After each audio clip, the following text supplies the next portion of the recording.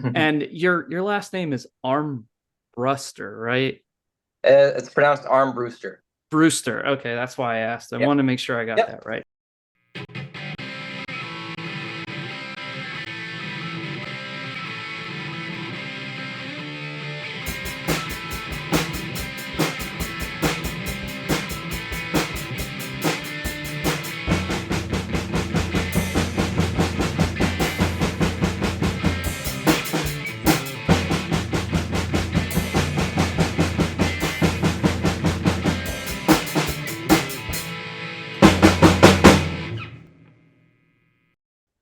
Hello, everybody. Thank you all for coming on to the show. We are your hosts, Colin Peters here.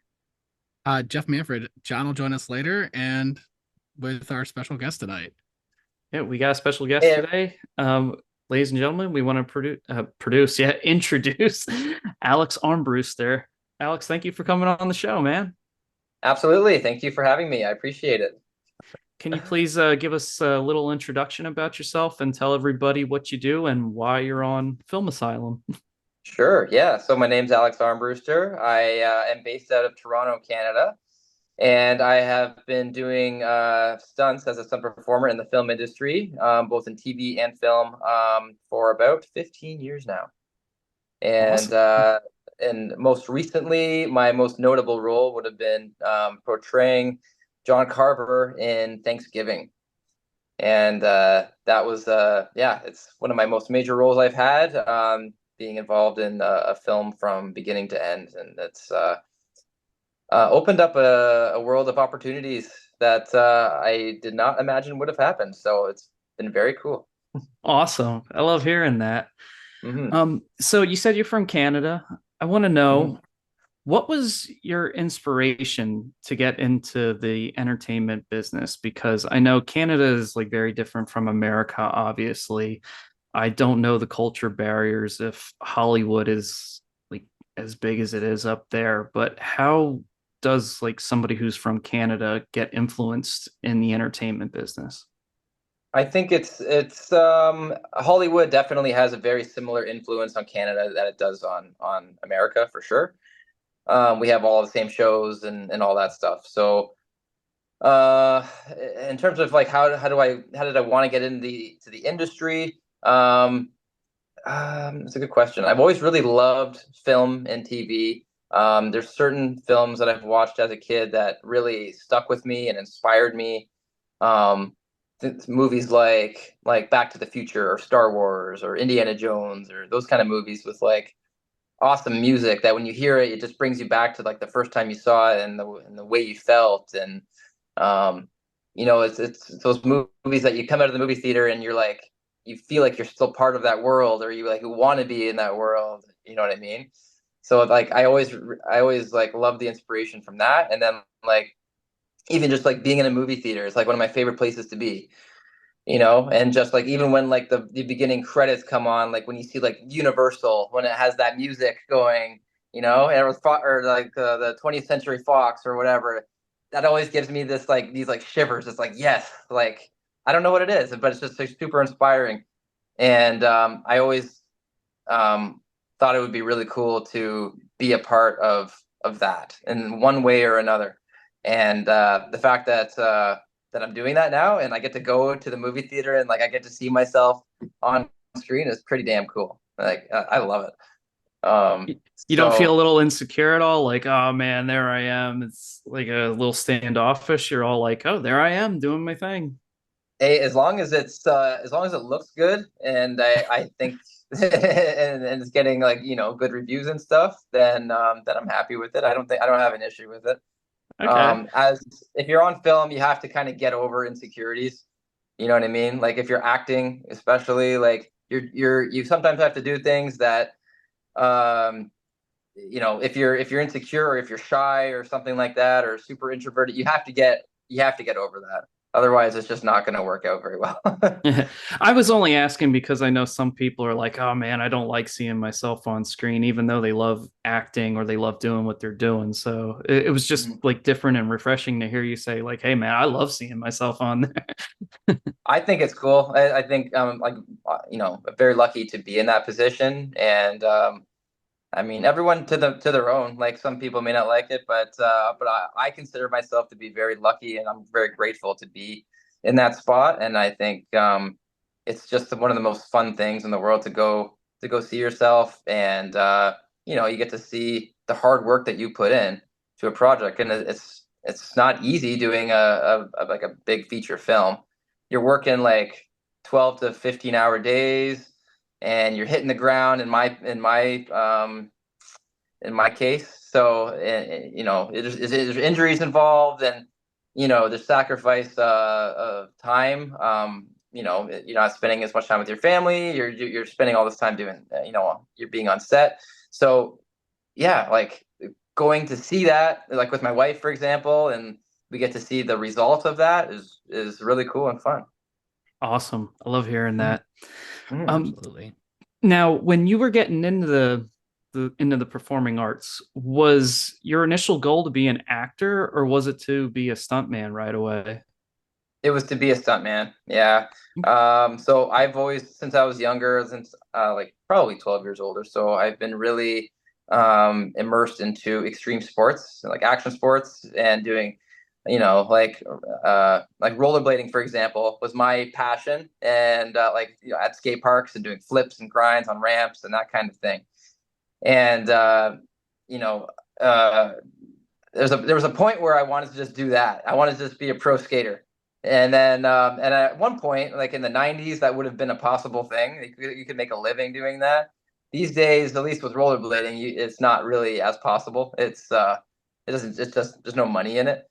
So I ended up I was at a skate park one day, and there was an owner of a team of a stunt team called the Crazy Crew Stunt Team, and they went around and they did live shows around the world at festivals and carnivals and that kind of thing.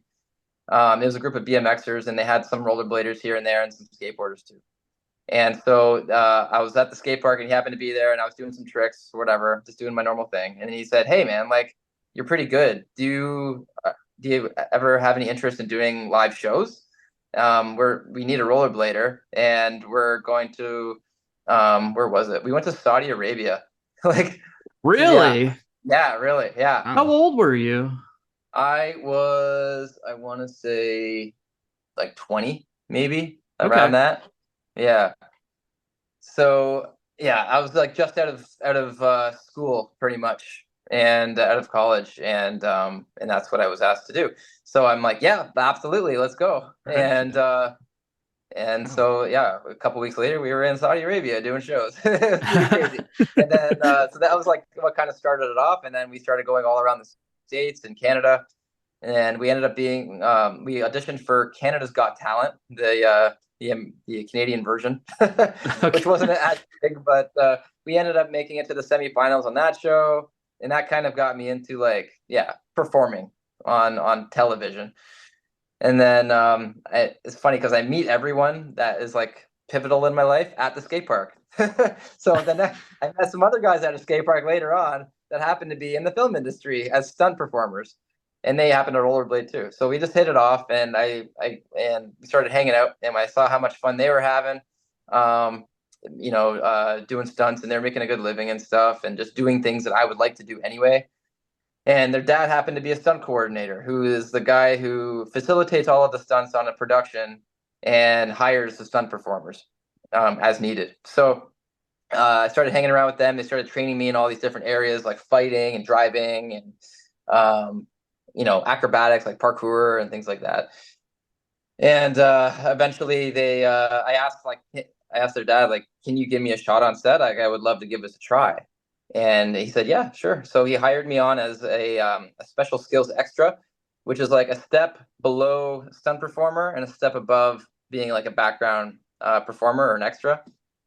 And the scene was, it was on an MTV show called Skins, and it was like a big foam party rave scene, and there was a fight scene that there's a fight that breaks out in the scene, and there's a lot of background involved, and then they have like the few stunt performers that are doing the fight choreography. My job as the SSE, or the special skills extra, was to be the buffer between the stunts and the extras to make sure the extras didn't get hurt in some form. So it's basically a low pressure way of seeing if you can take direction. It's kind of like a test to see how you do. And I did well. So then later on, he asked me to do like an actual stunt role as a stunt actor in a show called Breakout Kings, where I played like this drug dealer running away from the main cast of the show. They were trying to catch me. They're like FBI kind of thing, undercover, and they were chasing me, and I ended up getting tackled, and they arrest me. So that's what kind of that was my first gig, like first actual stunt gig on set, and that was really fun, and kind of fell in love with it from there. And I kind of realized, oh, I'm not going to be able to get work consistently just from one person all the time. I just won't work very often. So I started doing some extra work just to kind of get my foot in the door on set all the time. And if there happened to be other stunt coordinators on set doing stunts, I would just go up to them, introduce myself, give them my resume, my demo reel, which at that time was on a DVD, and my headshots and all that stuff, and say and just introduce myself and ask them for a chance, basically. And eventually that worked, and I got more and more gigs from different people, and I did lots of networking. And 14 years later, I've got a pretty full-time career doing it. So it's pretty crazy how it's built up over the last several years. Yeah. Is the stunt business a lot more different now as far as networking and getting in compared to what it was when you started out? Have you noticed anything like that? People can still do background and do that stuff. For a while, because of like COVID, that got really complicated. People couldn't go onto Sure. set because you had to be tested and all this stuff. It was pretty strict for a while. That's kind of like, yeah, that's pretty much all gone now, which is nice. So yeah, I mean, people could network a little bit easier. They can get on set a little bit easier and network. It's pretty much the same. Basically, instead of like just like DVDs, it would be just sending email links now for your demo reel and all that. But other than that, it's relatively the same. You still have to show you have to prove that you're a competent person. You have a good attitude. You have a good skill set.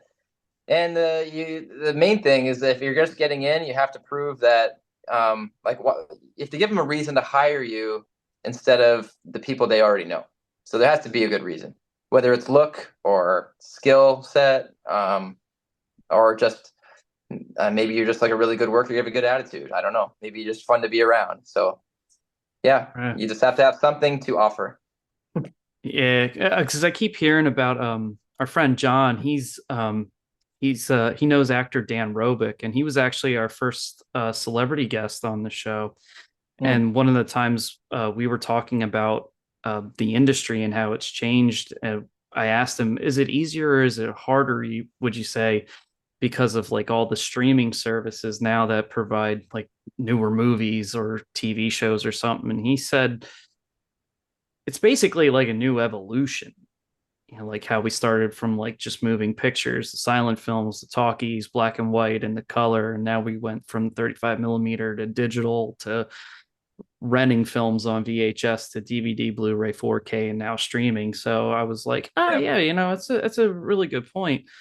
And it just made me wonder like how, especially because like the technology is so vastly available and how it's oh, I wouldn't say cheap, but it's a lot more inexpensive to put a film together. I was like, I wonder if like this means like making films is actually easier in a way, which Yeah. I guess yes and no, but I think the real question is, will you get noticed? Is the other trick with it because you could be like a needle in a haystack between like having Netflix, Amazon, Tubi, or YouTube, even, all that sort of Yeah. stuff. So it's Yeah. It's very interesting. saturated. Exactly. And I think uh the guys who were in the movie Monster Squad back in the 80s, they made a documentary called Wolfman's Got Nards. And they talked about how that movie basically flopped at the very beginning and it's kind of like blossomed into a cult classic now. But the director said, I feel like it was kind of like a basketball that was just shot from the end of the court and it finally is making it into the hoop when it should have just like gone in right away, but it didn't. Right. So I just find it really interesting, and that's why I ask questions like this because everybody has this different perspective of it. And thank you for that. That was really insightful. And also, for anybody who listens, that I'm sure it's like it builds awareness for anybody who wants to get into the industry as well. I think that's really Yeah, cool. yeah, and there's no like one way to do it. Like every stunt performer that you talk to will have a different story on how they got in. There's no one way to do it. So, and everyone has a different background with different skill sets, and they meet different people at different times. And it's just oftentimes it's referrals. Like a stunt performer will know someone who can do something that they're looking for. So yeah, or maybe it's like a look thing. Maybe the stunt double that they need is like 6'5", and there's not all those guys that are 6'5" are being used on a show, so they need another guy. Like, you know what I mean? So Yeah, yeah. who knows? Yeah. We had a stunt actor, Kevin Mangold, come on our show recently, and he's known Mhm. right now for being Slimer in Ghostbusters Frozen Empire. Oh, cool. And he was talking about how one of the things that they used him for as a stunt performer was he had long arms because Slimer's in this Hmm. big outfit and he's just kind of like wailing his arms around. So yeah, Yeah, I totally get it. It's like very particular. Plus, I mean, as a stunt performer, you kind of have to fit a mold of that actor that you're portraying, yeah, basically. And yeah, depending on makeup and stuff, like you were the stunt performer in Suicide Squad, so as and as El Diablo, am I correct? yep, yep. Yep. That's right. So you had to put on all the tattoos, and I assume, did you shave your head or did they actually put a Yeah, I bald shaved it cap for on? that. Yeah, I Okay. shaved it for that one. They asked me to shave my eyebrows too, because Jay Hernandez did do that as well. But I was not locked into that show at that time. I was working on other shows too, in between, like when they needed me. So, and I also didn't want to, shave my eyebrows off. You don't look the greatest, and it takes a while to grow back. Yeah. So yeah, I'm like, no, let's maybe not. So, and plus you're not supposed to see my face anyway. So Yeah, that's you know true. what I mean? So let's not, and then say we did. So, but like they covered him up with makeup, and then it worked fine. So Okay. You That was kind a of lucked really out on great, that one. and that was a what's great that? character. Oh, go ahead, Jeff. I was just saying you kind of lucked out on that one because, like you said, Yes, it takes a while to grow back. it does. It does. Unfortunately, on that movie, I ended up breaking my ankle pretty bad right at Oh, the end of the really? movie. Yeah, What yeah. That was the scene? first. It was the finale scene when they're in the train station. I think it's like Grand Central Station or something like that. And Incubus, the big character, the villain, he kicks Diablo backwards over a flight of stairs, through a shop window, and then into a wall behind that. And Oh, so it was about 60 feet backwards. I was on a wire, and it was very fast. And I was in the air, and I hit the breakaway windowsill, and then my leg swung behind me in a way that I did not want. And I was supposed to just kind of keep going backwards and hit my back off the back wall because I had a back pad on. And it didn't happen that way. My leg swung behind me, and I couldn't get it back in time, and it got all mangled in the wall and all tangled up. And I hit the wall very hard, and it was just a wooden wall. And I knew immediately something was wrong. I haven't hit anything that hard before. And I finished the take, and I was just, I was acting like I was hurt, which he would anyway. And then as soon as they call a cut, I'm like, help! And people came over, and oh went to the wow. hospital and found out it was broken. And it was a nice spiral fracture on my left fibula, which left me out of work for about 6 months. Oh, Oh wow. wow. That's a long Yeah, time.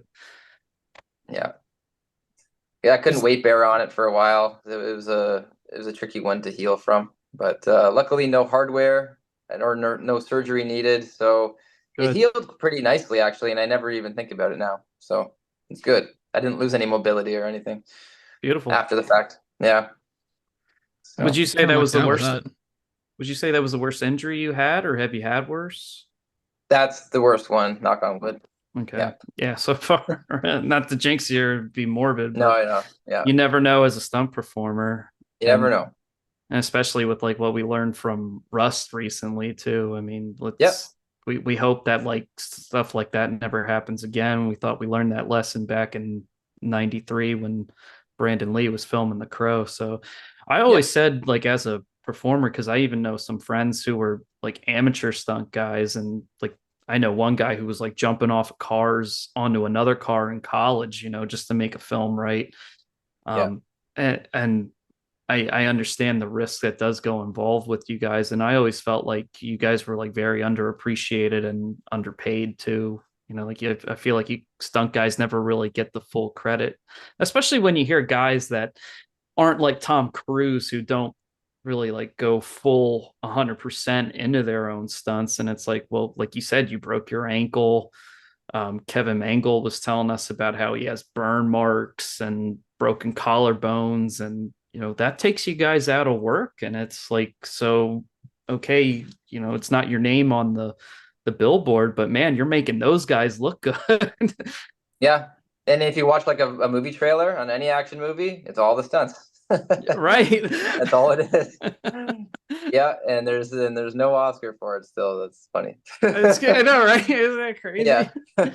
Odd, They're man. they're in talks to change that now finally, because I think have you seen the movie Fall Guy yet with Yeah. Ryan Gosling?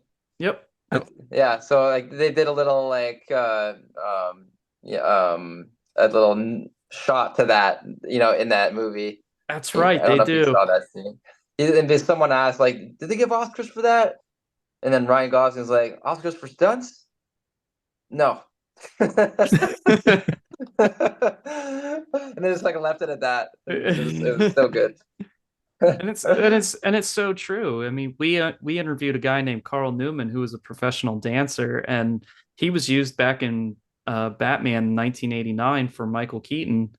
Oh yeah. And pretty much throughout that whole movie, anytime you saw Batman in a costume, if it wasn't a close up, it wasn't Michael Keaton. It was more than likely it was him. Yep. And he's like just getting credit now for it. Yeah, it's crazy.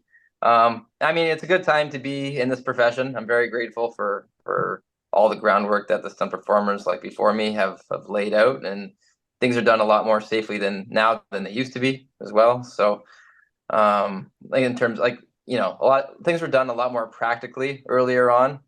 Like let's say you're doing like a roof jump, like from roof to roof.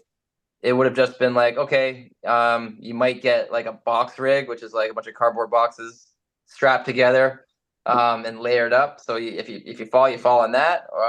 Whereas now it would be you're more than likely attached to like a crane and wires. So at least there's something. I have a question. Yeah.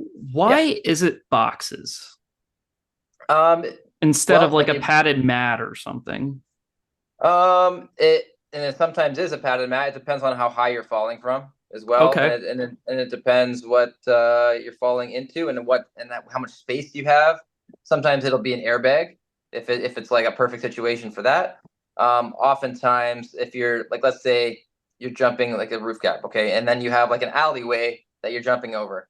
It's not big enough to put an airbag in there. So you have to like customize Gotcha. the size Okay. basically. So we'll use box rigs, and you can layer them up as high as you want. Usually it's like 4 or 5 layers of boxes, and then you'll tie together the outside of the boxes, and so they don't disperse when you land. You won't tape the boxes though. You just fold them, and then there's air in the boxes, right? So then as soon as you land on them, the air disperses from the boxes, and it actually is a pretty soft landing for the most part. Oh Okay. It's a little more abrupt than an airbag would be, but it's manageable. You can deal with it. Oh, that's awesome. I didn't know that. I always saw in documentaries with certain stunts that they land on boxes, and I was like, I mean, I'm not a stunt performer, but I did play football, and I was like, well, I mean, it's Yeah, not like a frozen ground, but still, you're falling on cardboard. yeah.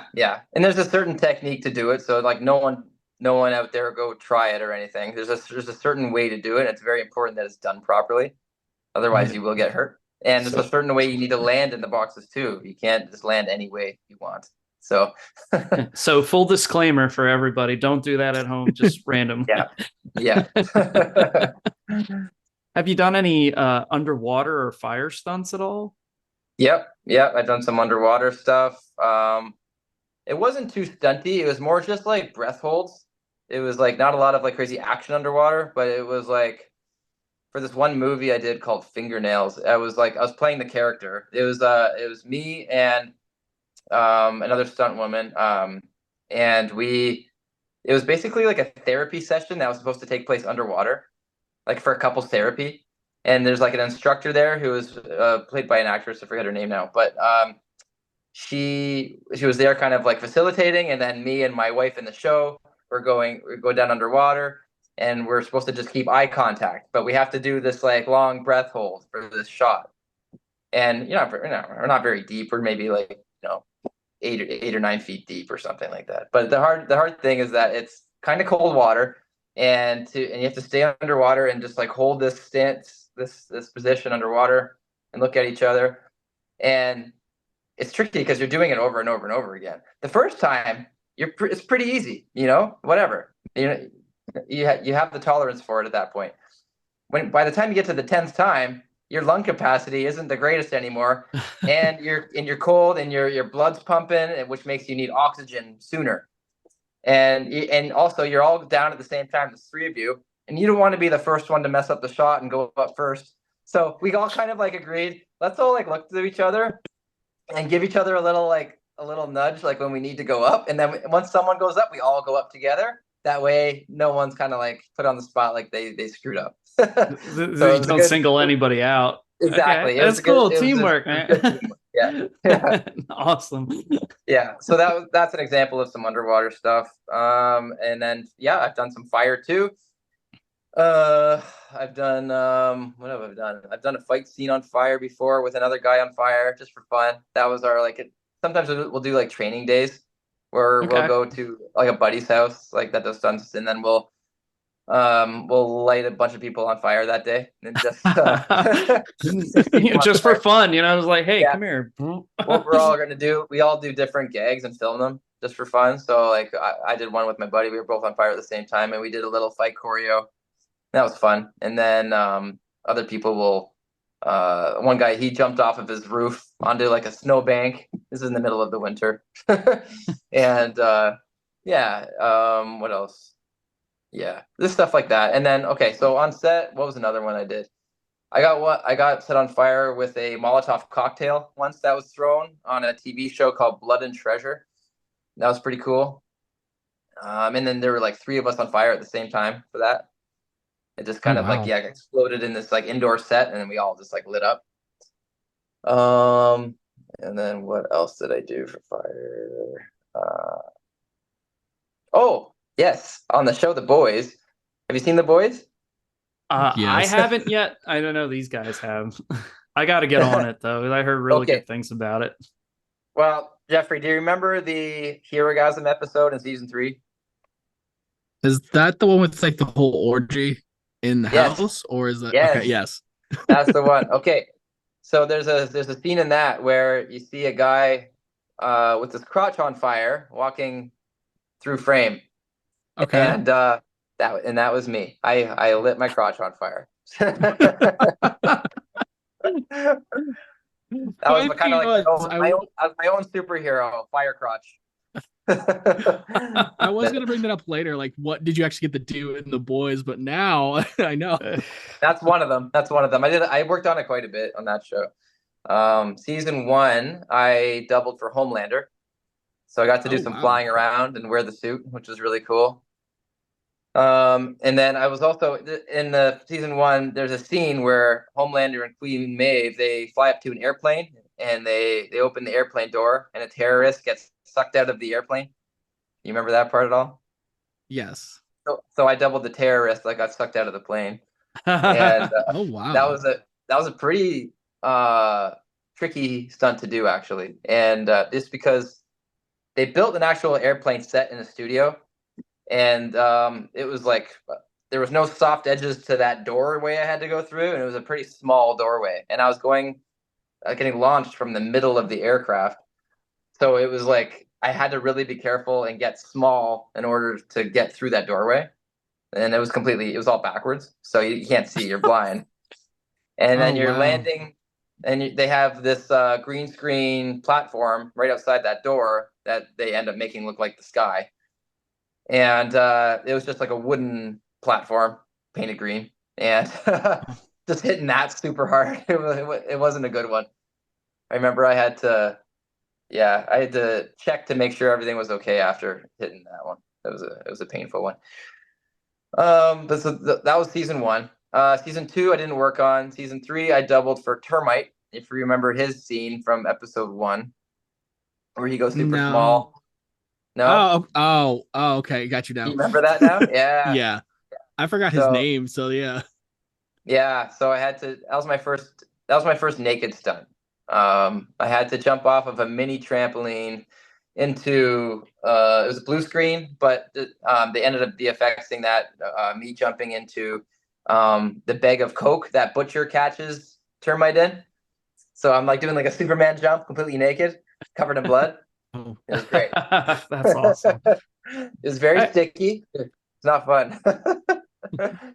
I got a question for you real quick. Yeah.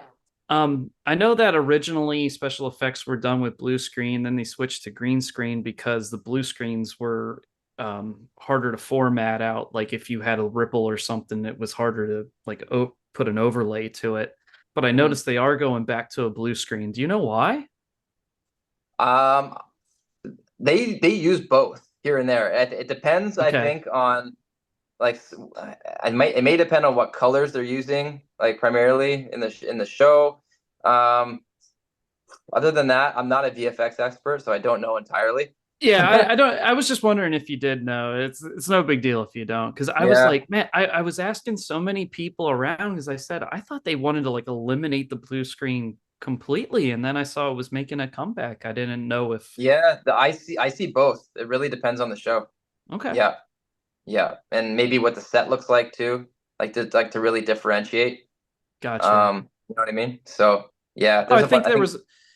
I was gonna say I think there was a story about how they had to like change the color of Christopher Reeve's suit and Superman when they did blue screen stuff because the blue screen and the suit blended in. So that makes yeah, sense. yeah, yeah. It's something along those lines for sure. There may be some others that I'm forgetting, but yeah. All right, thank you Mhm. for that. Yeah. Now, Mhm. I gotta say, like, I watched Fubar with my fiance, and we really enjoyed the show. So, Yeah.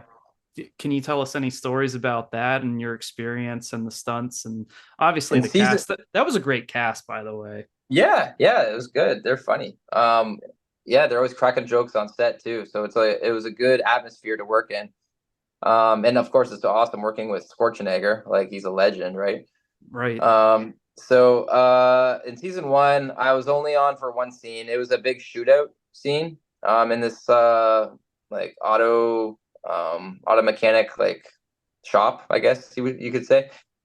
And so I end up getting shot by Schwarzenegger. There's Who a bunch else of us in better? there, a bunch of goons like shooting and machine guns and stuff, you know. And then yeah, he ends up hiding behind this car, and then he pops up and gets me, and I die. So it wasn't much. I did work on season. They're shooting season 2 right now in Awesome. Toronto, and I just worked on it as well. Oh, So great. I can't say anything else about that right now, I figured. but yeah, it's looking good. I can't wait. I really enjoyed it. I felt like it was in some ways a sequel to True Lies, as weird as that may sound, but um, Yep. the way the season 1 ended, I'm really interested and curious to see where it goes. So I'm happy you Yeah. got back on it again because that really was a lot of fun. I know some people were like, "Ah, it started out strong and ended it kind of dipped," and I was like, "No, I enjoyed it from beginning to end, and I think Nice. it's a great ensemble. Like Fortune Feimster is hilarious, and Yeah, she's great. I hope Hmm. she gets to get a bigger name for herself. And Yeah. oh man, I'm drawing a blank on the blonde guy on the show. He was in the Friday the 13th reboot. Oh. Is Hmm. Travis Van Winkle or Yes, I think you're right about that. okay, all right. Yeah. I didn't Yeah. mean to do him disservice, but you know, No, I think it is though. Yep. I've seen him from like I said the Friday the 13th reboot, and he's done like some like goofy comedy stuff, but he's come a long way as an actor, and I've really enjoyed seeing what he's bringing to the table too. And his Yep. character just started growing as that show progressed, and I was like, Netflix has something really good here, at least in my Yeah. opinion. Yeah. Yeah, for sure. The team's really good. It's a really fun show to work on. That's Yeah. awesome. Now that Any I'm other sorry, favorites? Uh, Jeff? I Yeah, was go gonna ahead. say, so which would you prefer to be working on? Is it the shows or the movies? Because like, is the shows a little more steady, or it's just movies are you try to keep finding more like kind of stacked on each other? Yeah. Toronto, where I live, is primarily a TV city. A lot of series filmed there. We usually will get one or two feature films there per year, which are fun. That's kind of they're bigger budget, so that's kind of where more of the money is at, and you can like really make your year like working on a feature film that has, if especially if it's like an action movie. Um, and yeah, I prefer features personally. It's it's a little bit like slower pace as well because they spend a little more time on every scene just because it's like it's bigger budget. They have more money to spend more time on things, and they put a little more effort, I would say, into it as well. Um, and I like again, I like going to the movie theater and seeing the work. TV is not quite as exciting, I would say, No, you're but right. yeah, Yeah, yeah, you're definitely right. yeah. Like it's still fun, and it pays the bills, and it keeps you steady for sure. But the features are like, okay, now I get to like really put some effort and work into this, and then show the world, and more people will generally see it. I feel like, and it'll be more recognizable. Yeah, the marketing's a little more different with movies. They like to like really get in your face about it, and the shows are just Yeah, kind of like they advertise it maybe through like YouTube now. And I mean, cable used to be a big deal, but now with like the satellites and the apps and 200 channels compared to like the 25 or 50 that were like, boy, I might be dating myself 30 years ago. I yeah, don't know. I'm there too. Don't Yeah. worry. But it's Yeah, like I noticed the marketing's like really changed a lot. And I noticed that, like the box office hasn't been the same, particularly since COVID, though. I mean, yeah, that's like changed so much. And when you had a movie that was either coming out in the theater and streaming at the same time, that's definitely changed the dynamic. And it looked yeah. I like, think a lot of it is the marketing for movies too, because like everyone has streaming, and there's generally no ads on streaming services. I think Amazon does a little bit now, but still, you don't get like the commercials and the ads like you used to on like cable TV, where you would see those trailers everywhere. mhm. You know, so yeah, the marketing's a bit tougher. I feel like you would see it on YouTube maybe, but Yeah, but you can social also media. yeah, but you can like you have the option to skip through those ads if you don't want to look, right? So I don't know. It definitely doesn't have the reach that it used to. That's for sure. Um, but then but then at the same time, doing TV shows, like it's so saturated now. So it's like, will your show even be watched by anybody? You know what I mean? Like Hmm. some shows, like it gets through that, like The Boys, for example, that just seems to like really catch on for people, even if it's on streaming. Um, yeah, but I do prefer features still. I don't know. It still is like it's that magical feeling of going to the theater and like and watching it after. Like, it's something different, you know. Yeah. Like I was talking to this about this with someone today. Like the Star Wars movies. Like Star Wars used to be like this big movie you like waited for, and it was like this big, you know, you put a lot of work in, and it's like this big climax, and you're waiting for that, and you finally get to see it, and it's it's this big blockbuster. Now it's like it's on streaming services, and it's just like, to me, it's not as exciting as it used to be, and it's being like, they're really doing a lot of spin-offs, and it's overdone, and all these things. But it used to I be more totally exciting. get it. I just Yeah. saw The Crow in the theaters for its 30th anniversary, and they rebuffed it for the anniversary, and I just couldn't get over like the crystal clear picture that it is now for Paramount to like say, hey, we're going to re-release it, we're going to re-release it, right? But the darkened theater, that environment of the big screen and the sound systems all over, I mean, the sound totally makes a huge difference when you get that theater experience. That 100%.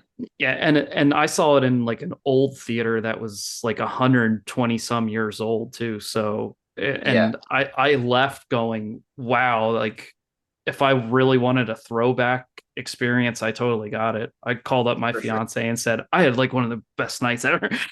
Yeah, yeah. And certain movies are really meant to be watched in the theater because of that too. Like I don't know if you remember watching like Transformers for the first time, like the original one. Like just the sounds of like the sound design of when they like were transforming and all the cool like mechanical sounds and like that was like super cool. I remember, and like the music was awesome, and that was just like a movie you had to see in the theater. Same with like Top Gun Maverick and Yeah, all those like, it was a big one. like you have to see it in the theater. So good. My fiance, she like this took some convincing, but I tried to tell her like how awesome of a movie Die Hard is. And Mm. she watched it and was like, "Oh, okay, it's all right." But then we went to a drive-in and she said, "I get it." like Yeah. like the big screen experience just changed everything. And she was like, Die Hard is made for the movie theater. And I was like, Yeah. there you go. Yeah. Exactly. It's a whole different experience. It's very like immersive, I guess, instead of watching it on like a little screen somewhere. And it's So sad because the streaming's kind of killing or diminishing, I should say, movie theaters and the theater experience just because of the convenience. yeah. And I try to tell people, you are paying for an experience with the movie theater, and not only that, but you're paying for like a limited engagement as well. Like you're not going to get that picture on that screen, that sound quality at home, and it's going to be a memory that you're not going to forget, really. Yeah. I mean, Yeah. what make it even more special is we have a drive-in. It's actually what I'm wearing now, called the Mahoning Drive-In Theater, Yeah. and Cool. they pride themselves on still playing movies on 35 millimeter film. Yeah. And that's like, one, we don't have too many drive-ins in general, and to have them play movies on 35 millimeter, it just makes such a huge difference. Like even the newer film reels that are still a lot more clean, that don't have the cigarette burns on them or a whole lot of grain, you're still like, wow, the picture quality is just so much different than digital, but it feels like this is how a movie was meant to be viewed. And Yep. I feel like we're losing that sense of like the specialness with movies because of the convenience of streaming. Just like Yeah.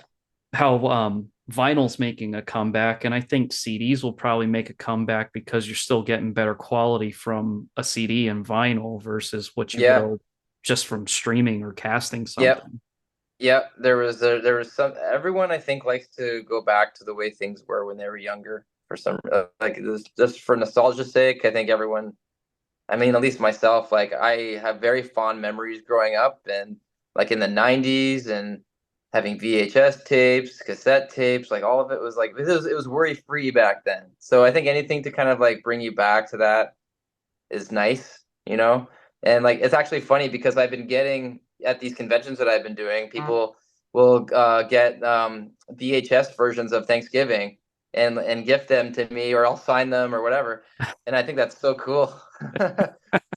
So, and I still have Uh, a VCR at home Oh, just really? for stuff like that. Yeah, because I have a few old VHS tapes that I'll pop in every now and again just for fun. oh, that's awesome. So That's yeah, great. yeah.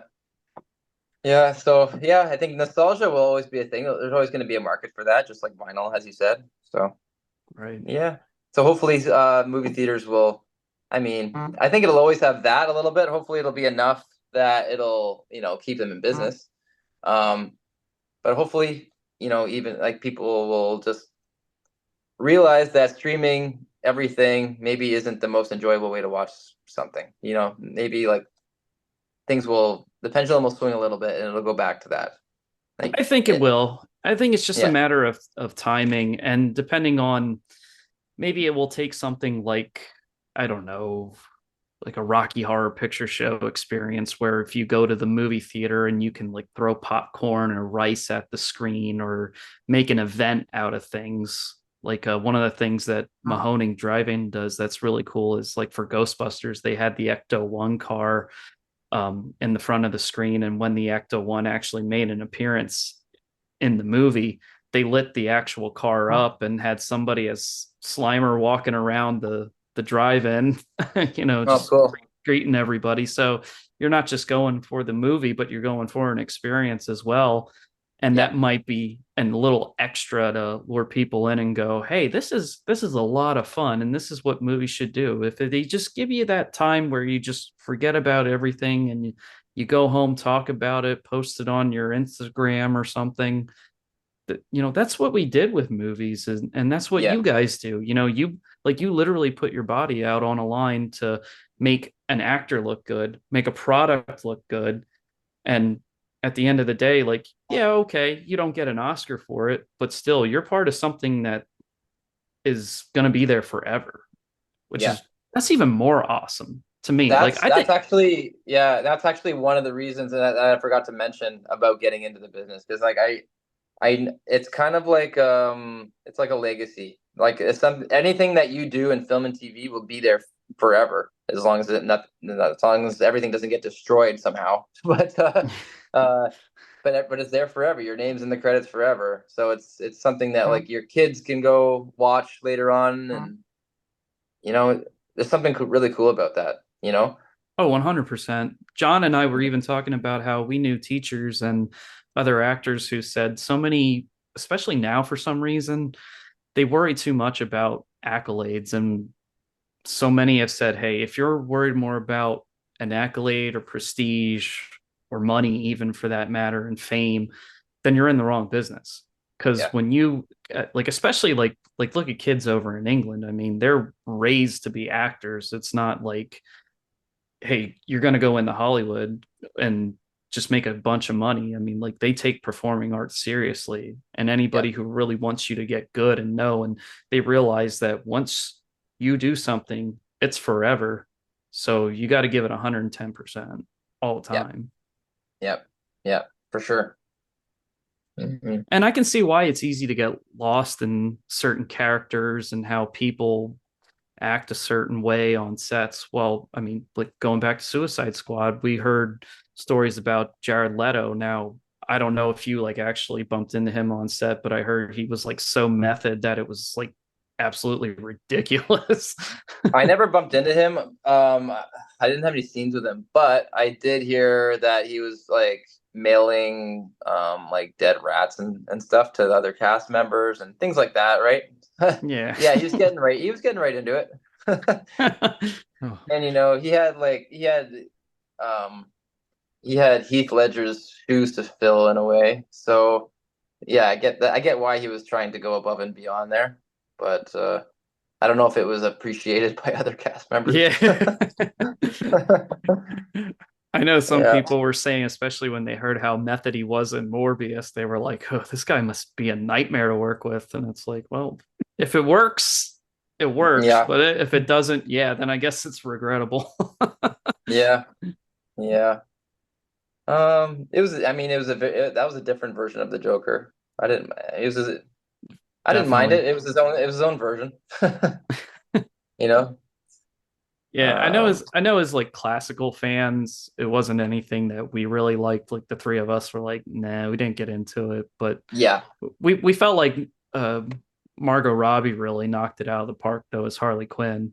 I mean, you Yeah. didn't see it on screen before, but she did her own thing as well as keeping that originality of like what we knew from the cartoon or video games or whatever was around previously. So Yeah. you knew that the heart of it was there and you knew who she was playing. And I was like, I don't got a problem with that.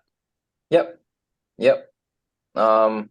I like Diablo's character too. I would have liked to see more of his. That would have been cool. I thought he actually stole the show Yeah. because he had more depth than any of those characters and he had a redemption at the end. And I thought, is anything going to happen more with this character? Because wasn't there like an explosion? It's been a while since I've seen it, but I thought an explosion kind of took him out, but yet he's fire. So Yeah. I mean, it's Um, Hollywood. Anybody can come back from the dead anyway. yeah, exactly. Exactly. Yeah, no, I was surprised they didn't bring him back in the reboot. That wasn't a reboot. I don't even know what you would call it. The new Suicide Squad. Yeah. I don't know. We've had this off camera discussions about James Gunn and just him firing Henry Cavill as Superman to do his Oh own yeah. thing. We're all a little salty about that. Yeah, they're filming a new one right now, a new Superman. I don't know if they're Yeah. wrapped yet, but they're in production. Yeah. I don't know. Yeah, so we'll see what happens with that. I don't know what to expect either. I mean, for me, the superhero thing was really fun. Like right in its heyday with all the Marvel movies and Avengers and all that stuff. It was a really fun time to be in it. I did some like X-Men movies too. And that was really cool as a stunt which, performer. which ones? I did like a couple days on X-Men Days of Future Past. I didn't do much on that one. Okay. I managed to get a credit and actually managed to the stunt team got a nomination for a SEG award on that one. So that was nice. But I didn't do much to deserve it, to be honest. but I got the certificate in the mail, so that was cool. I And then I mean, it's worked still on. a good thing. It's still a good thing. It's cool. Yeah. Yeah. And then I was on Actually, it's funny. I was gonna be on X-Men Apocalypse, but it was filming the same time as Suicide Squad was, and I had a whole week booked on it to do something, and I got the call right as I was going to the hospital to get my ankle checked from Suicide Oh, Squad. And I'm like, I don't know if I can do it. I'm going to get an X-ray right now, so I'll let you know.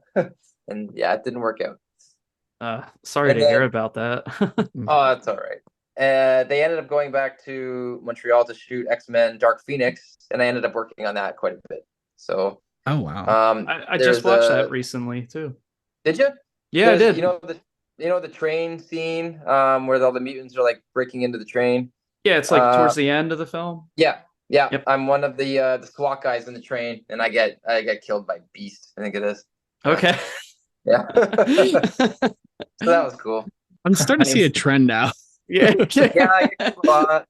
That's kind of the life of a stunt guy, unless you're like the lead guy, or the lead double, or in my case, John Carver. So, yeah, Well, let's How talk about John Carver. Oh, sorry, Jeff. Or sure. were I was you gonna going say, into kind of that? leading up to that, what was it like working with Bruce Willis and Eli Roth on Death Wish? That was cool. I didn't. I was doubling a character on there. I forget the actual character's name in the movie. The actor's name was Bo. I forget his last name now. But it was good. It was good. Eli and I didn't interact a lot on that movie. It was me dealing with the stunt coordinator, Jean Fournette, at the time, and even Bruce Willis. I didn't work with a lot. It was the scene that I did. It was a shootout in a bathroom. I don't know if you remember that part of the movie at all. Yeah. But that was the main scene that I did. Um, but I remember, yeah, Eli was really cool back then too, from what I saw, and yeah, but we didn't really have a relationship at that point, and I didn't get to know him until Thanksgiving, really. Really? Did you ever Yeah, bring it up like, "Hey, I was in Death Wish"? I actually haven't brought it up to him yet, and I probably will at some point soon. That's cool though. Yeah. It was funny because I was gonna say um, honestly, uh, yeah. I thought that was gonna be the segue. Like, oh yeah, because I worked on Death Wish is what I got the job for Yeah. Thanksgiving. No, like the way it's funny the way I got the job on Thanksgiving. It was I often research what films and TV shows are coming to the Toronto area, and I saw okay Thanksgiving's on this list. I didn't know what it was, or I didn't have any idea, but like the fake trailer that was in Grindhouse a while back. And I looked it up and I saw, oh, okay, so Patrick Dempsey is attached to it. Interesting. Okay. And how tall is Patrick Dempsey? Oh, he's 5'9". I'm 5'9". Cool. Okay. So who's the stunt coordinator for this? it's Dan Skeen. I'm friends with Dan Skeen. Great. So I messaged Dan and I was like, hey, so I saw you're doing Thanksgiving and Patrick's going to be one of the leads. If you need a double for him, I'm this size. And then he messages me back and he's like, I actually do need a double for him. Do you want the job? I'm like, yep, let's do it. And he's like, okay, you got it. Now, I didn't know what the script was or anything at that point. I didn't know who he was going to be in the movie, and even when I showed up like on set, I didn't know anything. Because basically, when you show up on set, they give you the at least as a stunt performer, they give you the sides, which is like the script for the day, basically, not the entire script for the movie. So It's I just get kind little of like to snippets. let you, like, especially for auditions, they kind of like feed you lines to say, hey, Yeah, say this and try it out. It's basically exactly. the So point of a side. it's just the scenes for the day. That's all you get. So I was looking at those, and they asked me to change into they called it the Pilgrim at the time. They didn't even say John Carver at that point. Oh, I was really? like, They didn't okay. come up with the name John Carver until like, I think it might have been in the script, but on the call sheet it was like Stunt Pilgrim. So I'm like, oh, okay, interesting. So and then I thought, and it wasn't very well explained to me, but they were like, yeah, so Patrick's also the Pilgrim. I'm like, okay. And anyway, okay, so I'm like, okay, I guess I'm just doing his stunts, like regular stunt doubling job, whatever. And then I showed up on the day, and they're like, okay, so Patrick isn't going to be in tonight. The production wants you to do the whole scene as the Pilgrim. I'm like, oh, okay, interesting. So I'm looking through the sides, and I'm like, yo, this is the entire day, and I'm like carrying the day here. So I'm like, this is going to be a lot of work. Okay. So it's just it wasn't what I expected, and that was the diner fight day in the movie. So that was the first time that anyone's been in the costume for the whole movie. So I'm basically setting really? the stage for like the movement and the feel of the character.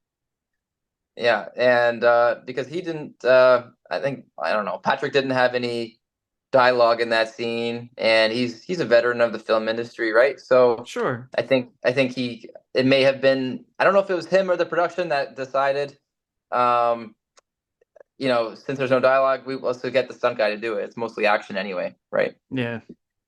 So they had me come in and do that, and everything went really well. We did the whole diner fight. We did the car crash into the dumpster and all that stuff, and they were really happy with it all. And so they kept asking me to come back and do more and more as the movie went on, which was unexpected. So Yeah. yeah, I ended up playing John Carver for about 80% of the movie. There was a couple scenes where they threw a couple other, like one other stunt double in, Jeff Meach, who's a good friend of mine, and he did the like part of the high school scene. And then Okay. Patrick jumped in for a little bit of that when he was hitting the mannequin heads over. And then there's some second unit shots where after the dining room scene where John Carver is chasing after Scuba and Jessica, and where he Okay. breaks through the wall and is slashing at them. So that was supposed to be me originally, but I was over on main unit shooting the oven scene with Karen, and then they decided they needed that, and they got another guy who's there for the day, Thomas Lorber, who is a great stuntman too. But he jumped in and did that part as well. So, Okay. and then I ended up doing everything else. That's Yeah, incredible. yeah, yeah. Did So you it's have just the way it to goes. did you have to interact with Patrick Dempsey just to like get a feel for the character then? Or was it just because like you said it was kind of like, oh, I'm here today. He's not gonna be here. So you There was kind of are there was doing your own thing? there was surprisingly, I interacted with Patrick, but not. But we didn't talk about John Carver. It was the funniest thing. So it's so funny because there's a little bit of inconsistency. If you look at the high school scene, you'll notice the movement is different than the rest of the movie. Okay. It's a little different. Like the running is different. Everything's a bit different. And because there was no communication with that at all. And so when I did talk to Patrick, because I also doubled him as the sheriff too. Um, so like in the parade scene, in the parade warehouse at the end of the movie, there's a scene where he's on top of the tow truck and he's like got the axe and trying to slash Jessica, And then Bobby takes off in the tow truck, and he flies off of the tow truck onto the ground with the axe. And then the cable is unraveling, and we have to, he has to grab it and go around the pole and stop the tow truck. So I did all of that for him, in that, and we spoke about, we communicated well about the character in the movements and in that scene, but nothing John Carver related at all. It was so funny. So, I mean, I saw the way Patrick moved and stuff like as the sheriff, so I was trying to embody that a little bit. But other than that, I just had direction from Eli on how he wanted it to go, and there were no stunt rehearsals really, except for the car crash part. But for the fight stuff, there was no rehearsals, which is like unusual. Usually, we would do lots of rehearsals and have like even stunt like pre-vises, which is like it's a stunt pre-visualization and basically like a video of the fight choreo, and we would show that to the director, and sometimes we would shoot it shot for shot if they liked it, or we could use it as a reference. But we didn't do any of that. It was just like coming up with it on the day, and it was all improv with That's crazy. with the environment that we were given. Yeah. Wow. I Pretty didn't know crazy, right? that coming from a stunt performer, yeah, that is really crazy. Yeah. Because you would think So like we heard that a lot more things now with stunts are like very meticulous for safety precautions, obviously. yeah, So yeah, that's really wild. Was Thanksgiving and I mean, like shot super fast? it was pretty fast. Yeah, Okay.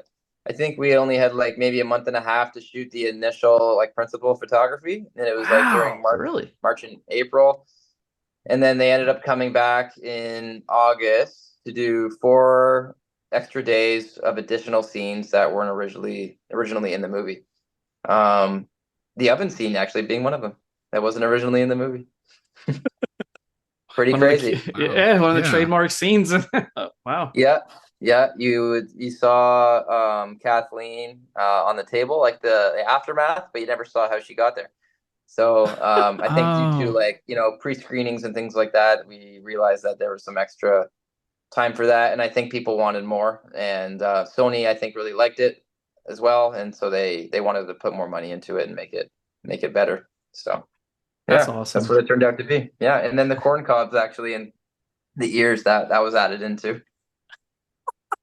That's Yeah. just wild that like the key stuff and the trademark stuff wasn't even originally there. No, it was done in all that was done in 4 days, and it was Oh a wow. action-packed 4 days that we did. I guess it's kind of like proofreading though when you think about it. Like you're like in a hurry to get something done, or you type something so fast that you have so many errors or you miss something. And then after you go away and you take a break from it, you're like, I think I could like put this in here. Yeah, And then and you have like a little bit more of a fresh mind. It kind of comes off like that to me anyway, just yeah, from yeah, experience I for compare it sure, to. for But still sure. that Yeah, and look what happened. It's like you got some of the most trademark stuff from that movie from that little break. That's awesome. yeah, yeah, totally. And I don't know, like if they were able to do that because of they were able to put it together really quickly and edit it, I think, and do those test screenings because of I think it's because of the practical effects that they used. Because oftentimes they'll have like crazy visual effects where it takes forever in post production to get all that stuff done. Hmm. In this case, it was all done very practically, so I think they could just put it together really quickly and see what the final product looked like. So Well, sure. If it's in camera, it's already there, so they don't. It's not like they have to like rotoscope or add anything CGI wise. yeah, So again, exactly. another benefit and a bonus of practical effects besides keeping that suspension of disbelief in there. We talk about how we're like, CGI is cool, but they use it more as a band-aid instead of a crutch for something more now. It's like, oh, just make it Yeah, CGI. It's like, yeah, blah. yeah, for sure. It's getting pretty good, but yeah, but it Oh will take yeah. longer. It's expensive and all that stuff. So yeah, Yeah. I like practical stuff, especially in the age of AI and all that, and uh, which threatens many jobs. Um, Right. you know, As we saw with we're the all strike. yeah, we're all about practicality. It's good. I wouldn't And doubt that it, at some point it's probably going to go back to that a little more because, like we said, like going back to like the vinyl and the physical form of yeah, media. I think some people will like us like we've seen it so much, especially in like the recent Marvel films where every setting they go to is CGI now anyway, that somebody's going to say, hey, don't you think this was impressive because it was real? And it was like, oh, wait, that was real? Well, yeah, that's how they used to make movies back then. yeah, for sure. And it's all balanced. Like people get if there's too much of one thing, you get sick of it. You want something else. You need to have change, right? Right. So And I think nothing's we'll gonna last probably forever. no, and I think we will come up with that balance, like a movie like The Exorcist, where they literally had somebody do a spider crawl and use wires to lift the girl up on the bed, but say, oh, maybe we might want to add some blood in here that we didn't do practically. Maybe a little CGI splash here or there might Yeah, benefit. for sure. And there's certain movies like science fiction movies or whatever, like if it's like space related or whatever. Obviously, that has a place for that kind of technology, for sure. Mm-hmm. But there's definitely tons that don't need it. So you don't use it when you don't have to, sort of situation. I You know? agree. Yeah. I 100% agree. Yeah. Um, So I was like, did you feel any different wearing that mask? Like how Kane Hodder, when he said he puts that mask on, he feels like he's Jason. Did you actually feel like you were like John Carver then? yeah, I had to kind of when we were initially, I had to kind of figure out who John Carver was and what that meant. Um, as and I kind of after the first day, I kind of got a feel for it, and later on, and as we went on, yes, like I had more understanding on who that character was and what he was trying to do, and yeah, it was a really cool feeling actually having it on and doing all those scenes. I tried my best to zoom out when I had the mask on, and I had to really try and be as I tried to think of like how to be as creepy as possible, just because I have no emotion on my face, so I have very limited control of what I can do to um, try and get those emotions out of people and think it's creepy. So yeah, just little subtle things like just a slight tilt to the head, and just trying to use like with my body language. If like for example during like the cat and mouse chase with Kathleen, like just like walking slowly, and then all of a sudden, bam, bam, look under the table. You know what I mean? And just try to give those like little jump scares to people, just with the timing of it all. So Which is the point of a jump scare, is the timing and the appropriate task at hand. Not like exactly. not like the stupid corny stuff where it's like some random boyfriend just says, "Hey, how's it going? Oh, you scared the hell out of me. You should die." Yeah, Something yeah, yeah, ridiculous. for sure. So yeah, it was a mix of that and Eli's direction, of course, and because he was behind the monitor, he saw what was going on, and he would tell me to make any changes that I needed to make. And yeah, I think it I think it came out pretty well though. But I'm biased, of course. Yeah. It's hard for me. It's hard for me to look at it and watch the movie as if I didn't know what was happening. So it's tricky, but people seem to like Yeah. it. It is one of those Uh, movies that honestly, like it's just so entertaining that you're just like, I dig it, you know. Yeah. Like even if it doesn't scare you because of how over the top it is, it's like come on, you got to appreciate just like the sheer ridiculousness of it because it's just Just so the entertaining. Thanksgiving It's a themed kills. movie. It's just like it's funny in a way. Yeah. Yeah. It has an element of humor to it, I think, too. Yeah. It's like how So, we I were mean, talking about the Texas Chainsaw Massacre, and then documentaries, they said people don't appreciate how funny this movie is. And I remember the three of us were like, what did we miss with this movie? And then we saw the underlying satire that was with that, and we're like, I never thought I'd say this, but the Texas Chainsaw Massacre is actually pretty damn funny too. huh. Interesting.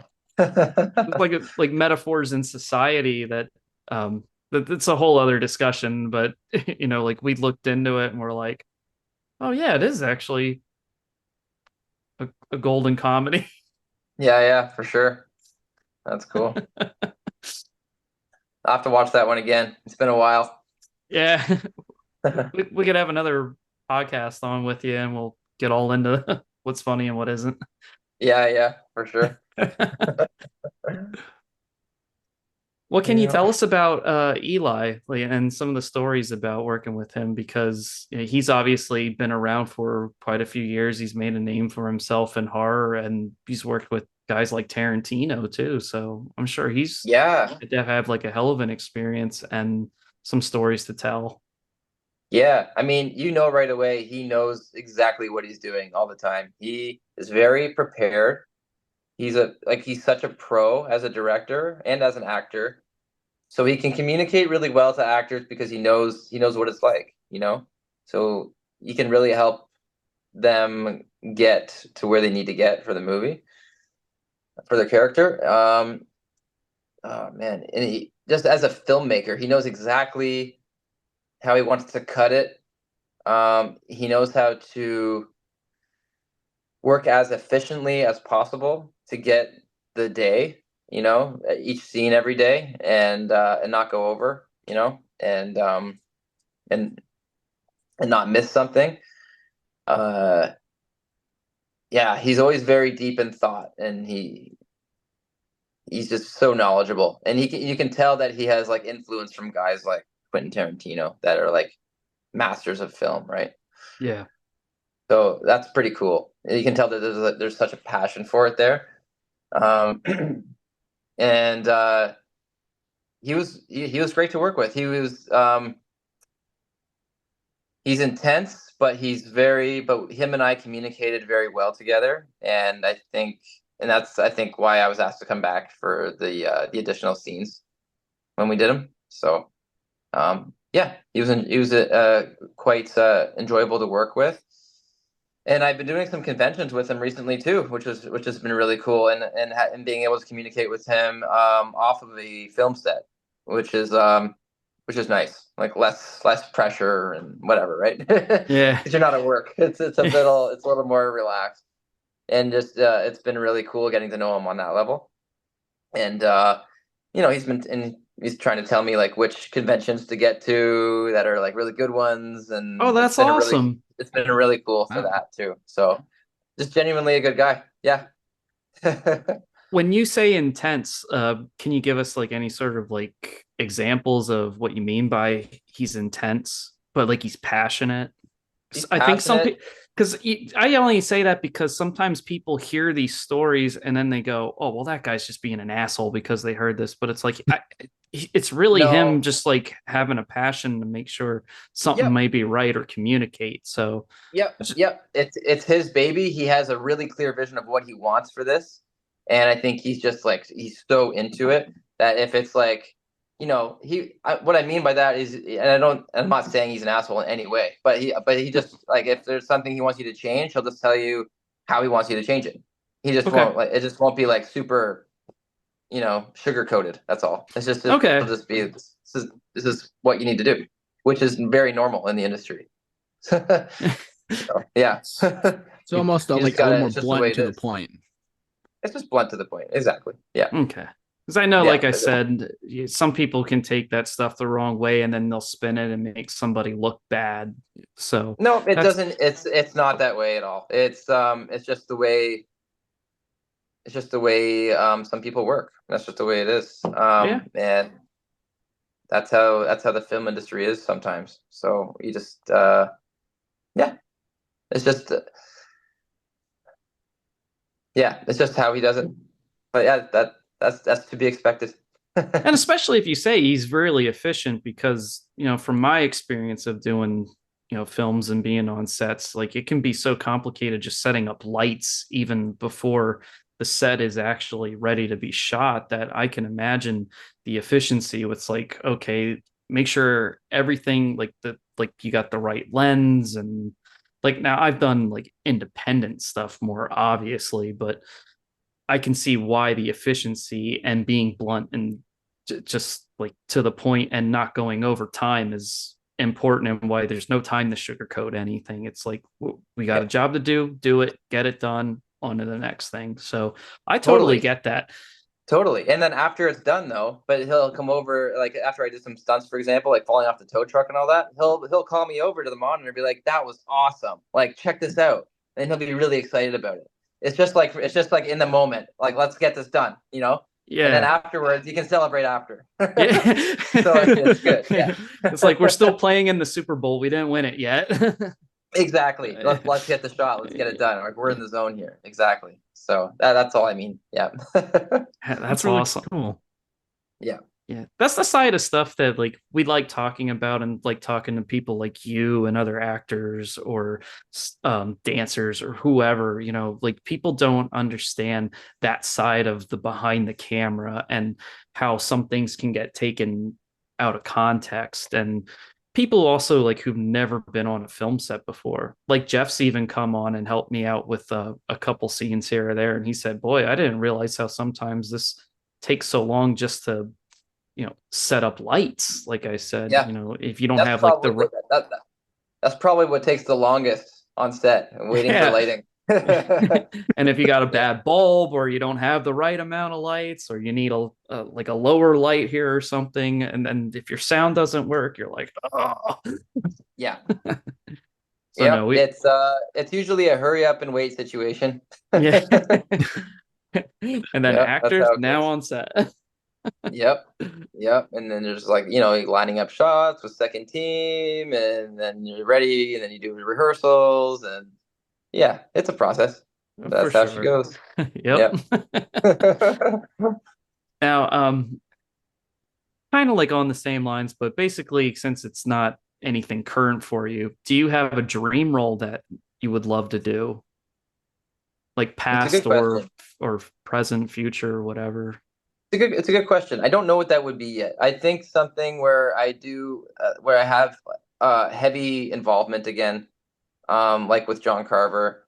Um, I think I that's also very like the character would be very active, like doing their own action and all that stuff.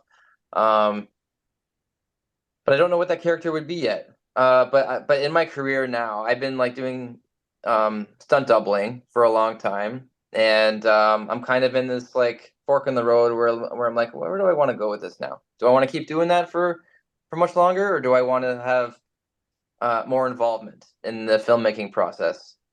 And I'm at that point, I think, where um, the passion comes from me, like if I have more involvement, as opposed to like showing up for a couple days here and there on a show and doing some stunts. I think it's just I'm at a point where change is welcomed, and I really had a fun time with that opportunity that I had with Thanksgiving. So doing more along those lines um, is a path that I think I would like to explore more for sure, if given the opportunity. So Yeah, yeah, no, I get it. I mean, it seems like the life of a stunt guy is almost like the life of a professional athlete, where you only have so long and your body can only take so much. for And sure. I think it was I might be butchering his name, Chad Stalinsky. He Uh, directs the yeah, John Wick Stahelski. films. Yep. Yeah, I believe he was a stunt guy. I think he was actually Brandon Lee's stunt guy on The Crow. He may And have been. I'm not sure about that one, but I do know he was Keanu Reeves' stunt double for The Matrix. okay. And then Oh he Yeah, wow. became the director of John Wick. And so he obviously made a good transition to working behind the scenes and out of stunt work again. yeah, yeah. David Which Leitch too, yeah, that's another and they're one. they're they're and they're business partners for a company called 8711, Okay. which is like yeah, it's like a uh they specialize in like fight choreography, especially, and all types of stunts now. And they have a production company called 87 North, and they're making movies like Bullet Train and Nobody and Violent Night. They're doing all these movies. So Atomic Nobody Blonde, I think. Nobody was a really underrated movie. Yeah, I worked on that one a little bit as well. Yeah, Oh, really? I did. Yeah, I got shot by Christopher Lloyd. It was awesome. Ah, And then here it goes all the way Back to the Future again. Yes, Was that and was that like I living a was dream? yeah, I was fanboying a bit on that one. That's for sure. Because that I could recite that entire movie. I'm a big fan of Back to the Future, so I had to ask him for a picture on that one. So it was very nice. That was actually a Yeah, movie that the three of us, again, we went to the drive-in for, and again for an event, they had a DeLorean, and we recreated like the poster where we all looked at our cell phones or watches, and Yes, we we're did. like, oh, what the heck? And we got John yeah. Rashetto joining us now. I'm very sorry How's it I'm late. going? Hey, Alex, how you doing? Yeah, nice to meet you, man. Nice to meet you too. Nice to meet you. John, do you have Yeah. any questions? Well, I'm sorry. I was away for a bit, but I'm not really sure exactly what has been said, what hasn't been said, so I apologize for that. We But already talked about Bruce Willis, so we got that covered. perfect. I just caught a little bit of the movie Nobody with Bob Odenkirk. I thought that was an awesome movie. And you Yeah, said you got shot by Christopher Lloyd? I did. Yes. Yeah, I was in That's the warehouse scene. I forget what point in the movie that was now, but it was the warehouse scene where all the goons are coming in and getting shot by everyone, is the and big by, third by act. I think the big third act action scene. yeah, it was with RZA and Christopher Lloyd and Bob, and they were shooting everybody, and I got actually I got recycled a little bit in that scene. There was a scene where the drill press was coming down on a grenade, and there was an explosion, and a couple of guys go flying from that. And that I Yeah, was one of yeah, those yeah. guys. I was one of those guys, and then I got recycled, and I got shot again by Christopher Lloyd. Yeah, that happens sometimes. If it's like a quick shot, you don't really realize like who it is. This is reason. Is there a filmmaker that you'd want to work with, or stunt guys that have names that you want to work with, or is there also anybody that you want to give credit to that you don't really know is a great stunt guy or somebody to look out for that we should be aware of? Oh man, there's so many good stunt performers right now. That's a good question. I mean, I have to give credit to, Dave Leitch again because they directed The Fall Guy again, and that's been like giving our stunt profession like so much recognition lately, which has been really cool. That's big. And it's been pushing like the whole Oscar thing too. So, Mhm. honestly, everyone in stunts has been killing it lately. It's been a cool time to be a part of it. Yeah. And sorry, what was the other question? Like any, so there was stunts and Filmmakers that you would love to work with. filmmakers. Filmmakers. Hey, anyone like Steven Spielberg would be great to work with. Like he's made like the best movies ever, in my opinion. So, like any one of those movies, like any James Bond movies would be really cool. Mhm. If they do any more big Star Wars movies, I'd love to be part of the movies, especially. It'd be cool to be a part of the universe, but especially if like a big feature, if they do another one ever. Um, yeah. Anything with Jim Carrey, I would love to do. I don't know how much more he'll do at this point, but I'm a big Jim Carrey fan. Nice. Yeah. I think he's Uh, still part of Sonic the Hedgehog, so if you get part of like the third installment, maybe that'd be a good yeah, chance. that'd be cool. I think they shot one of them in Vancouver. Maybe it was both of them. I forget, but that would be a possibility. Yep. So yeah, that's who I would choose for now. Awesome. Yeah. Well, do you guys have anything else to say to our special guest? Well, I'm not sure if this question's already been asked. I apologize, Alex, but is there any project that you're working on coming up that you haven't revealed to anybody yet, or is there anything that's in the works? Well, Thanksgiving too will be it's a green light, so we'll see what happens with that. Perfect. Nothing's confirmed yet, but we'll see. I would love to do it again. I'm trying to keep it open for the next little while. What else do we got? I finished working on a new Frankenstein movie that Guillermo del Toro did. That was a small part of that, but in a cool scene. So that'll be good. And I wasn't then even aware of this. yeah, check that out. Wow. That's brilliant. There might be some info on IMDb about that. All right. All right. Yeah, spent some time on that. What else is going on? Oh, I just finished working on Welcome to Derry, which is like an It prequel TV Yeah, series. that's coming out next year. Yeah, that's gonna be on HBO. That's looking pretty cool. Andy, I think it's Muschietti. He directed the movies, It 1 and 2, so he directed that whole TV series too, most of it anyway. And so that's gonna be high production quality, I would say. So definitely check that one out. Awesome. Wow. Yeah. What else is going on? I just did a little bit of work on Twisted Metal season 2. That's gonna be cool. So yeah, can't say I know a whole lot about it yet, but yeah, there's a lot going on. Yeah. What else is happening? Yeah, it's been busy. I'm always show hopping, jumping onto different things, which is cool. You can do that as a stunt performer. Just nice. Yeah. Now, have you done multiple shows at the same time? So let's say you're doing Twisted Metal and The Boys at the same time, like just hopping between the two shows. Okay. Yep.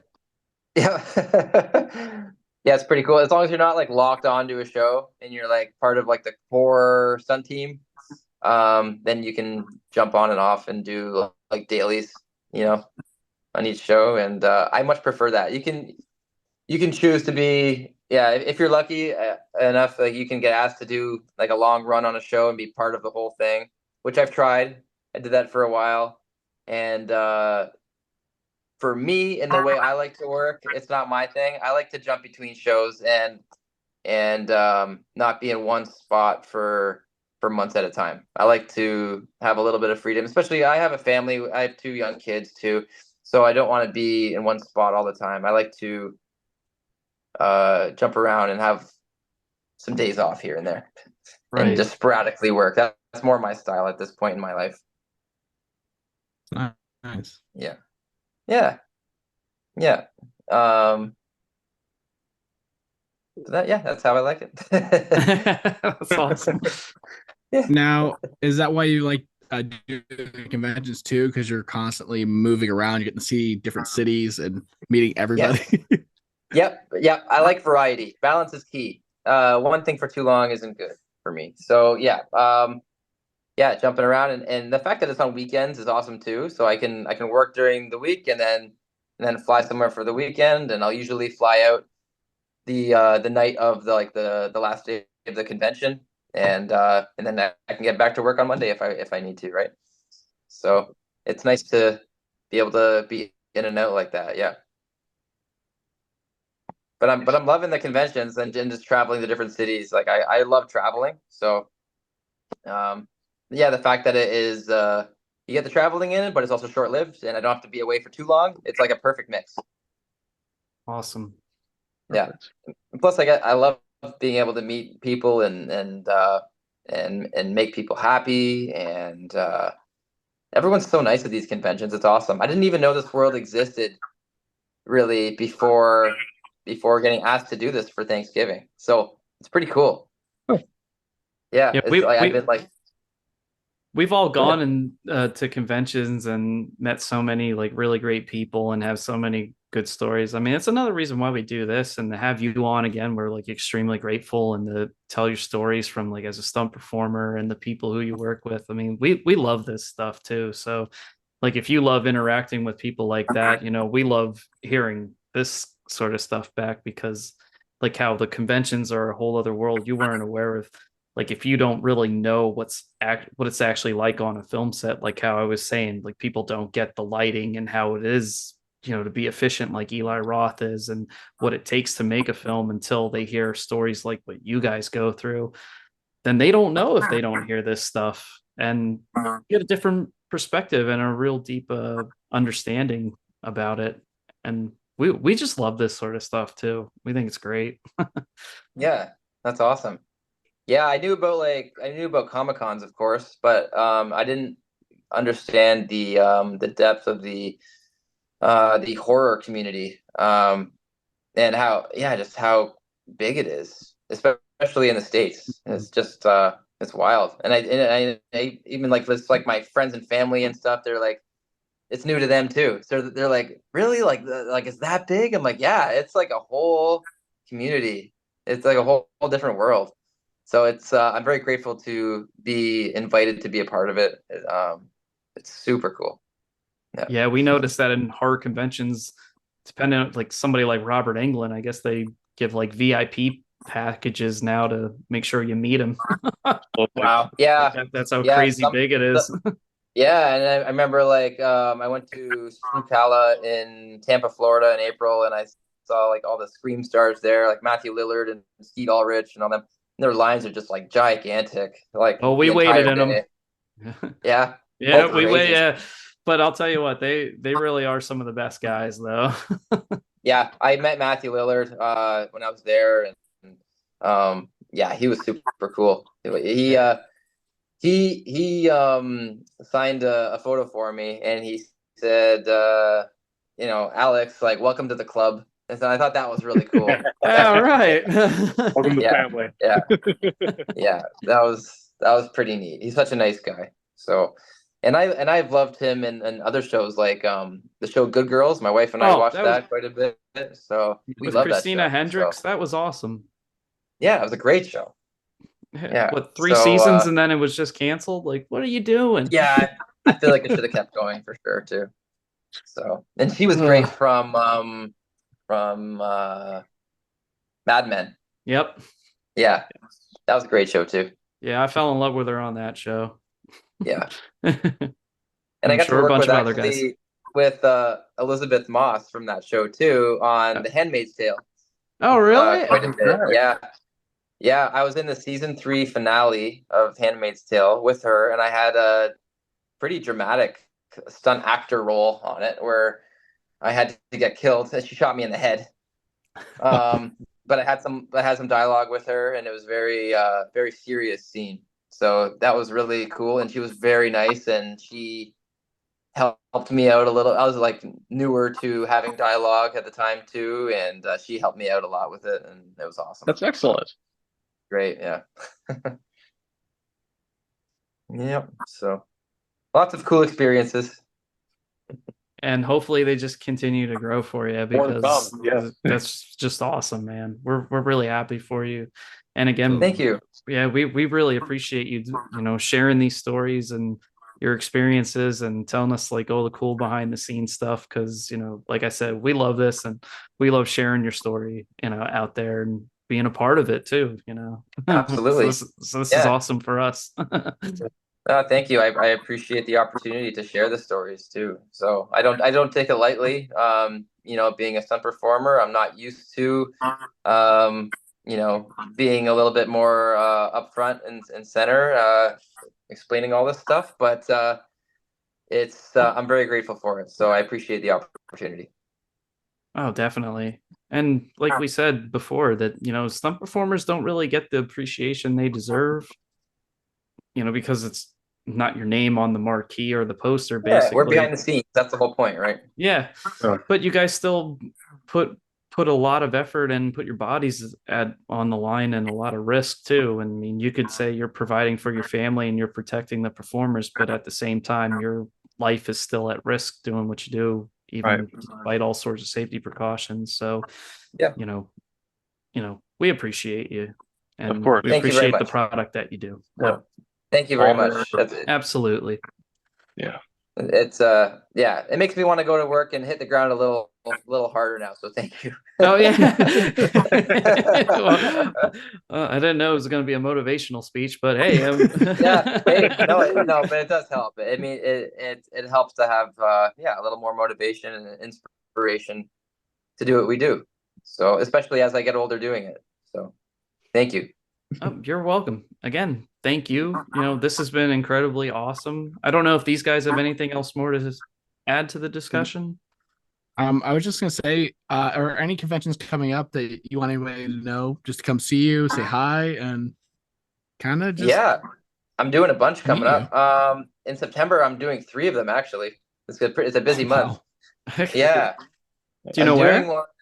I'm doing one in Hampton, Virginia. I don't know all the dates right now because I don't know which ones are which for which weekend. But if you, maybe like Google what horror cons are in which location and when. But Hampton, Virginia, I'm doing one. I'm doing one in Columbia, South Carolina, and one in Hartford, Connecticut in September. And then I have one coming up. I have actually 2 coming up in October. One is Frightmare in the Falls in Niagara Falls, which is going to be a cool one because it's a Thanksgiving reunion one with Eli and some other members of the cast. Wonderful. Yeah, that'll be cool. And then there's also one in Savannah, Georgia. And then there's Monster Mania in, I want to say Pittsburgh. Do you guys know which one that is? Oaks Towards towards Philadelphia. Oaks. Yeah, Oaks. Philadelphia. Sorry. Okay. Philadelphia. Yeah. Okay. That's that one. And that's in November. And then I'm doing the Albuquerque Comic-Con. I think that's in January. And then what else? Oh, the Creep IE Con in California at the end of January. Yeah. And then what else is happening? There's one more in like March. Can't remember which one it is now. But anyway, there's a lot of them. So yeah. Very busy. Very exciting. That's good. Yeah. Very lucky. So it'll be fun. But yeah, come out and check out any one of those. I'm happy to meet everyone and sign everything and take photos. We do in-costume photo ops, which are really fun. And I have one of the on-screen used masks from the movie that I got given as a gift to me at the end. And I've, so it's a very authentic costume that I have. I even got the hat custom made by the costume designer, Leslie Kavanaugh, who made me one just for these conventions. So, Oh, wow. Oh, that's cool. pretty cool. Awesome. Yeah. So yeah, definitely come say hi. We will. We'll have to. Yeah. I mean, Oaks isn't that far from us, so Yeah, I hear that's a pretty big convention. That one. It's a nice place. I mean, It's a good venue.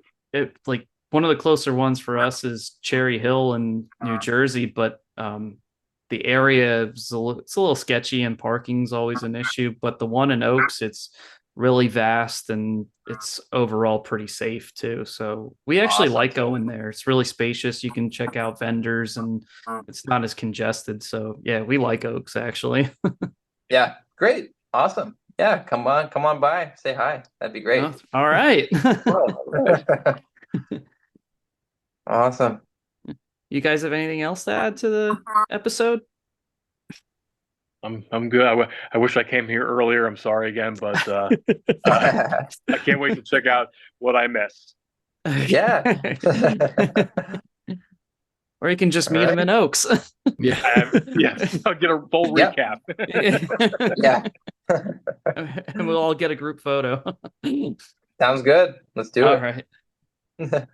All righty. I think with that, we don't want to take too much of your time, Alex. But again, I just want to say we really appreciated this. Like we appreciate every guest that we have that comes on and takes time out for us because we're just 3 schmucks, and this was really awesome. No, absolutely. I really appreciate your time. I really do. Thank you again. Thank you so Alex. much. Seriously. Absolutely.